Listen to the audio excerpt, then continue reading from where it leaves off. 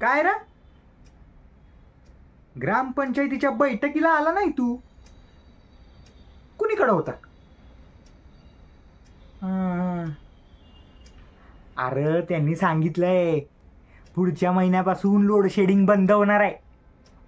आता अर्ज स्वीकारलेत म्हणतेत, पण पुढच्या बैठकीत बाकीच्या गोष्टी सांगतील. ए ए अरे तुझा बैल पळाला बघ. अरे ह्याचं एक लक्ष कुणीकडे असतं बघ. हा काय म्हणत होतो तुम्ही?